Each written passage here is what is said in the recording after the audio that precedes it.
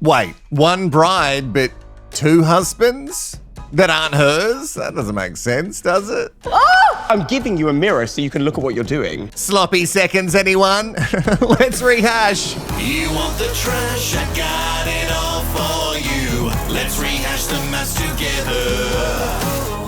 A sassy hole that only speaks the truth. Nobody gaslights you better. Hello, I'm Wilko. Welcome back. Are you all ready for the biggest week of MAFS UK ever? 6 days of episodes, and Rehashed is not going to miss a second of it. That is a guarantee. So before we even start, I need a commitment from you. I need you to write "I'm ready" in the comments to continue with this episode and the next 5 that are going to follow it. We're into episode 31, and as we must always do, a whip around, just a welfare check to see how the Love Lab rats are doing in this experiment. John and Abby are sickly sweet as always. Oh, they make my teeth hurt, with no hint of a cheating scandal there, sadly, at all. I'm just writing about our final date. Aww. Oh, and she's journaling about her date. Oh, no.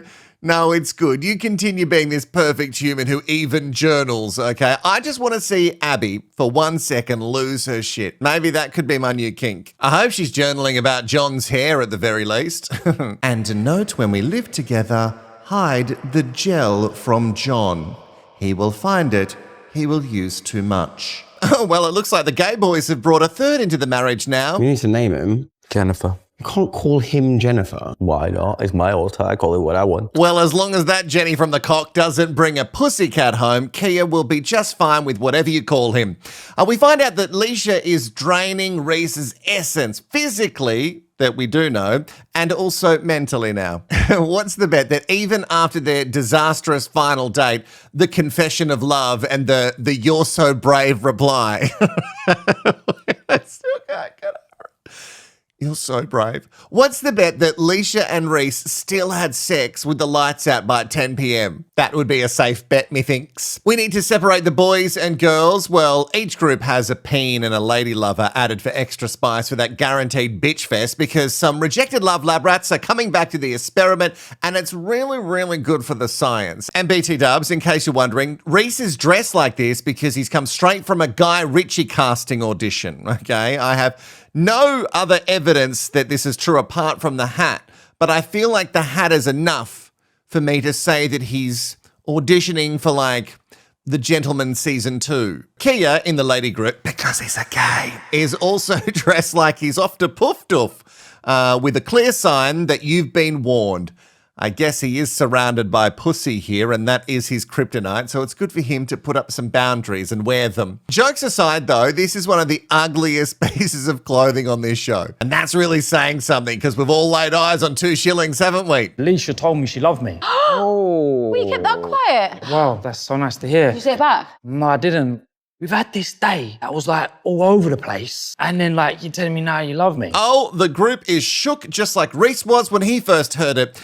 He doesn't know why she would say such a thing when they had such a terrible day at the theme park. Can we really call it a theme park? A lot of people in the comments going, I've been to that place. And also apparently there were animals there, so who to trust? In regards to the whole, like, I love you comment before the "you're so brave," I feel like the reason that Leisha said that is because she wanted to make sure that you didn't run. And in her delusion, saying this might actually make you stay. But I feel it will do quite the opposite, you saying those words.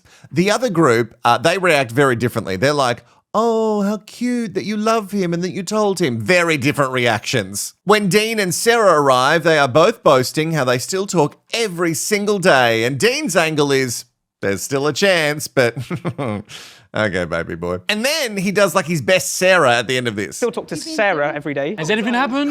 Not yet. You never know. It's like we're still married, you know, like an old married couple. So I guess we'll see. Yeah, I guess we'll see. Nothing happened. Oh, Dean, that was very Sarah-coded, wasn't it? We could tell from that look that you gave at the end that even you don't believe it now. Anyone else love how dramatic the editing gets when the return of Juicy Rue is upon us? She's dressed like Catwoman. And we already know that this kitty has claws. Like, what does she do with those nails? Certainly not open a can of drink. I mean, she is living her slow-mo fantasy life again on this show. She's back. They make it seem like Rebecca and Keye don't get up for her, but they surely do. I was like, Julia, she got to bring it. She got to bring it. I might have brought something with me. Oh, well, of course she's brought something for us. You know what I mean? She's so generous like that. My first guess was actually that it was like a sex toy that she brought in her bag to prove how sex positive she is. But yeah, I've been having a conversation with someone, Steven. Wait, just wait a second. Let me bathe in it. It gives me powers. Of course, you've been pumping the back and forth flanter with the honeymoon version of Steven. So we've been having a bit of a texty conversation and speaking about potentially going to grab drinks together. This is definitely very quiet. My God, tumbleweed. It's giving tumbleweed. You know what else is giving tumbleweed? That dry hair you've been tugging on all season. No, that's a little bit too mean. But this is what she wants. She is fueled by the hatred. Why else would you start this info dump from the moment that you walked in? The answer is attention. She says that she will be seeing Steven in a romantic sense when they do catch up for these drinks. Would we also like to bet that he has sent her a dick pic? I mean, did you guys meet on Hinge? Because it would really clear up some questions if you guys actually had a chat on Hinge. I am shooketh to the core. Oh, Rebecca clutching her pearls because she is shooketh. Come on, she thirsted so hard over him the entire season. This can't be that shocking, baby girl. The online romance sparked because she noticed that he was creeping on her stories. So she reached out. What a meet cute. I think it's wildly disrespectful. Yeah. I said there was no action behind But was there anything. interest there? No, I haven't done anything when they were together. You're arranging drinks. That's doing something. I can't fucking cope. Watching Leigh on her high horse might actually be my new kink, everyone. So note it down because the list is getting so long this season. It's icky because we knew that this was going to happen. But he and Nelly are no longer together anymore. So why is everyone bothered so much? It's not like Nelly is one of her closest gal pals. Leigh says disrespected maybe 15 times in 3.5 minutes just to get that quota up because I feel maybe the last couple of episodes she hasn't said it enough. It's fuck Julia Ruth. I'm also obsessed with how JR looks during all of this. Like, what? You guys don't approve? This is news to me. I am also shooketh. You planned all of this and you are really delivering, so thank you. The news spreads to the other group because Leigh is outraged and calls her TV missus to spill the tea. If he tries to worm himself out of this day, he can get fucked. What the fuck? He's a lying too. If he tries to wham himself out of this one. That's actually really excellent, Leah, and I will be stealing that. I'm also glad that they saw that that's how Steven gets out of every commitment and ceremony pickle that he gets himself into. Like he turns on the Netflix drama Tears and it works like that stick in Men in Black, you know, and he just like a pew, and he wipes the experts' minds. Ideally, I would love no questions to be asked of me when it comes to my time in the experiment. Ah, yes. In a perfect world, no questions would be asked of me. I would like to glide through life and fuck up whatever I want with no consequences. That's what I would really like. Guys, pause. What's going on with David's eyes? What's happening here? Are these contacts or has he always looked like this? Or third option, is he also going for an audition but like for X-Men? Did you message Julia? I just got a call off Julia Ruth Leigh. messaged me. Then what did you say to her? Fucking hell. Don't chat shit. Basically said, you've asked her to go for drinks. One-on-one. Oh, shut up. Not one of these people can lie straight in bed. Steven is like, well, I said let's get a drink, but he insinuated that it wasn't going to be romantic. Not with the woman who plotted to steal him from his beloved Nelly. Because you're a one-woman kind of guy, right? And JR is all like, well, he initiated the drinks catch-up. All this chat is about an event that hasn't happened yet. It's just the booking of the event is enough drama for all of these hyenas. They're very hungry. Wording was drinks we needed between us. Not to start. Never. Not to start. 100%. Julia Ruth has been thinking about Nelly, guys. That's why she hasn't met Steven yet.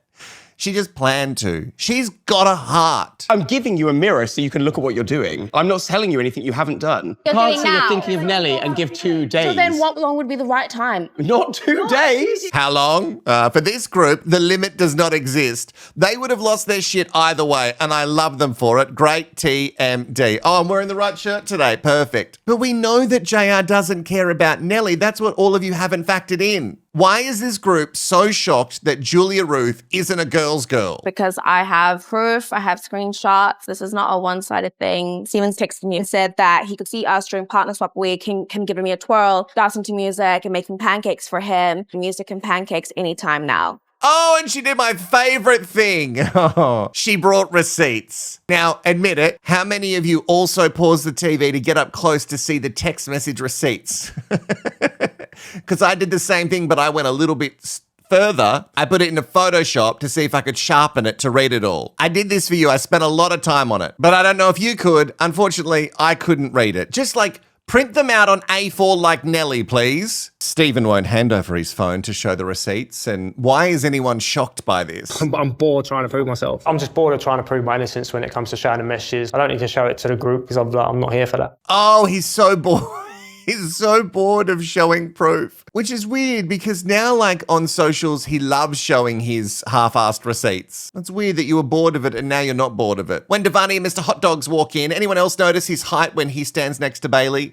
Well, I know Julia Ruth noticed it. Obviously, now that Devaney is here, we can then recount everything that's happening between JR and Steven and the planned event that hasn't happened yet, by the way. This is a joke.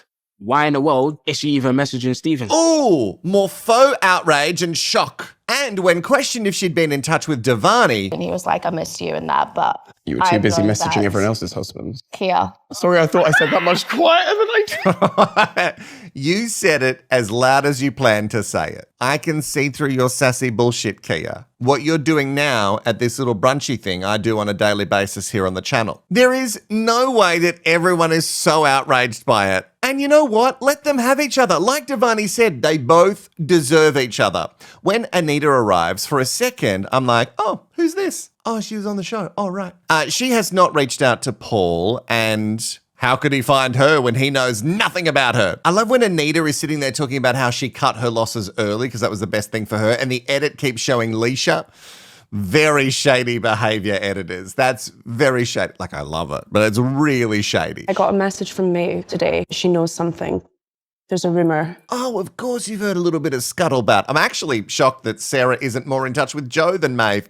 What's the rumour? Tell us. I'd heard a few sort of whispers and things that she's been chatting to someone else's husband. Wait. Pause again. Just let me sit in it.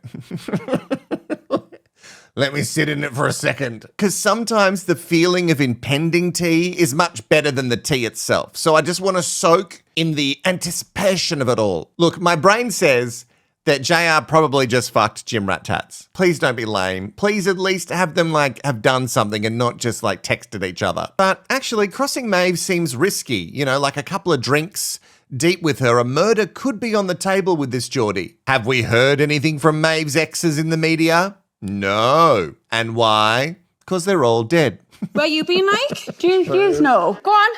I went on holiday with Joe, yeah. Oh! You went on a holiday with Joe? I mean, how long have you been out for? When you say holiday, where did you go? Not only has JR been messy enough to message, I've got a secret Steven, but she's having a holiday with Jim Rat Tats Joe, whose grandfather just died, BT dubs. She'd been out of the experiment for 2 days and thought, I deserve a nice trip. I've had a really stressful time. I never even saw her talk to Joe, and yet they're off on a Jet 2 holiday. Nothing beats a Jet 2 holiday. Maeve had done some super sleuthing and figured out that their social pics were posted from the same location, and I love that.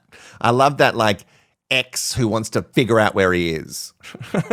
Let's delve down on that, Maeve. How are you doing? And then JR, who clearly just wants to leave here with 0 friends. He was slagging you off on the whole trip. You saw what he did to me, and then you think it's all right to go on holiday. Sorry, Maeve. Sorry. Oh, so now you've pushed your holiday lover under the bus as well. You're unreal, woman. I mean, you are excellent. Why would anyone want to hang with you knowing that you have 0 loyalties? It is also weird, though, that Joe was messaging Maeve while he was on this Jet 2 holiday, saying that it was good that they left on not bad terms.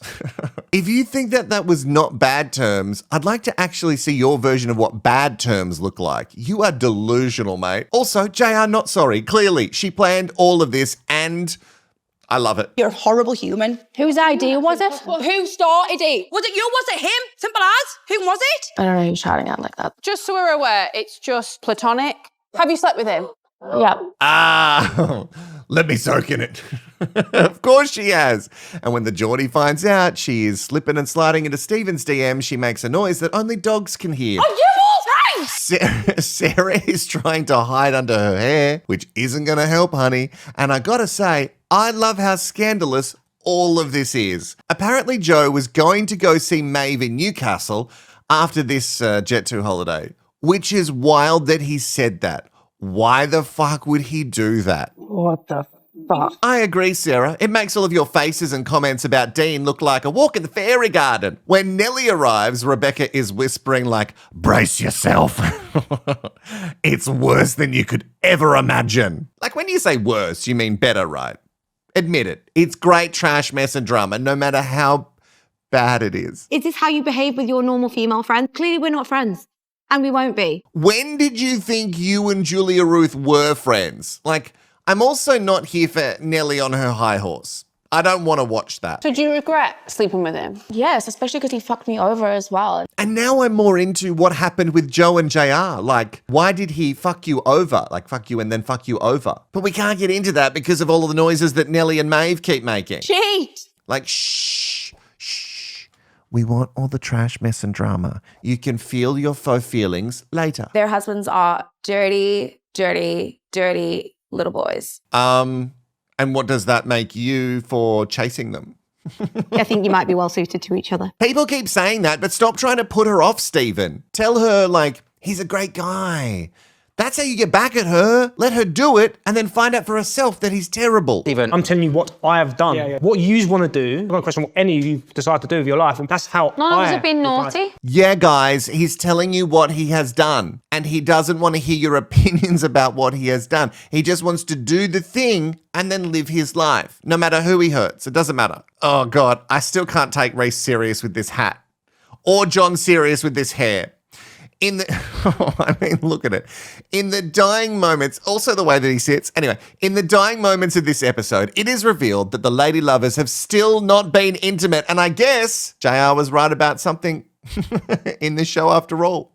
And then we leave this episode with Reiss in his stupid hat lying about how he could possibly fall in love with Leisha. I feel like I could potentially have fallen in love with Leisha if there wasn't so many setbacks. Ridiculous. More delusion. What an episode. And without Julia Ruth, where would we be with the trash, mess and drama? So I thank you for all the mess. If you have made it this far, you can enter the exclusive All the Way Club. You've just got to comment sloppy seconds. Just comment sloppy seconds and I will grant you access. Want more from this channel? Make sure that you've liked this video and subscribed, because when I called you out in the last video, a lot of people went, oh, I haven't subscribed, and I got so much more subscribers and likes. So make sure you do it. I didn't point at you. I'm pointing to the sides. Bye-bye for now. I'll see you in the next one.